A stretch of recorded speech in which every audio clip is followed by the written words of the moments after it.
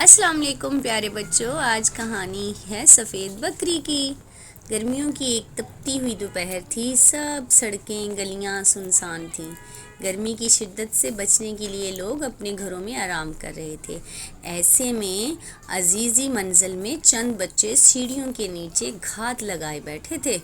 सबकी नज़रें खुले दरवाजे की जानिब थी। कुछ देर बाद एक बकरी दरवाजे से अंदर दाखिल हुई, इधर उधर देखती हुई सहन की तरफ चली गई।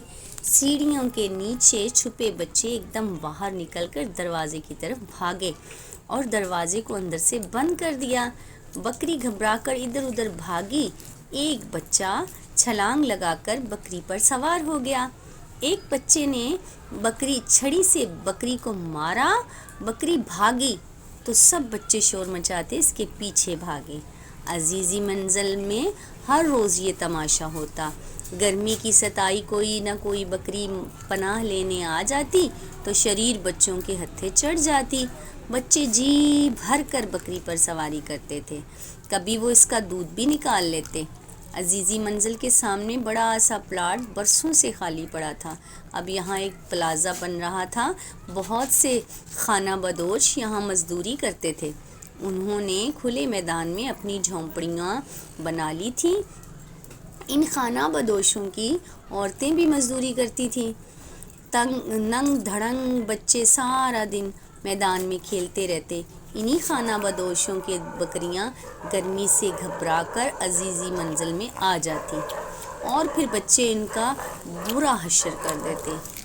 एक दोपहर बच्चे हस्बे आदत घात लगाए बैठे थे कि एक बकरी अंदर आई। बकरी के सारे जिस्म पर चांदी जैसे सफ़ेद बाल थे। बच्चों ने नारा लगाया और दो बच्चे इकट्ठा बकरी पर सवार हो गए। एक बच्चे ने जैसे ही बकरी की दुम पर छड़ी मारी और पकड़ के खींची, बकरी एकदम उछली। बकरी के ऊपर बैठे दोनों बच्चे गिर पड़े। अचानक बकरी का कद बढ़ने लगा। देखते ही देखते बकरी का मुंह एक गाय के बराबर हो गया। ये देखकर बच्चे खौफज़दा हो गए और घबरा कर वहाँ से भागना चाहा, मगर बकरी ने किसी बच्चे को भागने का मौका नहीं दिया। उसने सर झुकाया और एक बच्चे को ज़ोर से टक्कर मारी। बच्चा उछलकर दूर जा गिरा। बकरी ने अपनी अगली टांगों से दो बच्चों को फिर से धकेल दिया। जैसे ही कोई बच्चा भागने की कोशिश करता, बकरी उसे टक्कर मारकर गिरा देती और फिर अपने खुरों से कुचल देती। बकरी ने मार मार कर इन शरीर बच्चों का बुरा हाल कर दिया।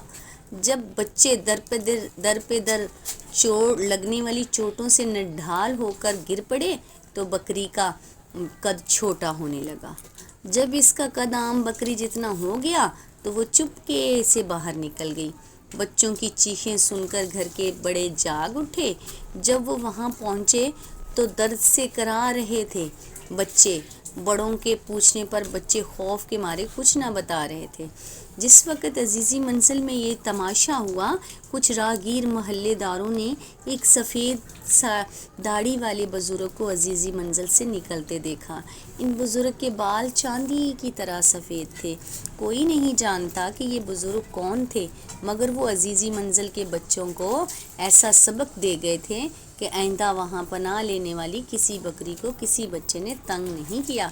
देखा बच्चों, कभी भी जानदारों को तंग नहीं करते, वरना इसी तरह कोई बुज़ुर्ग जो आते हैं और बच्चों को भी परेशान करते हैं। अल्लाह हाफ़िज़।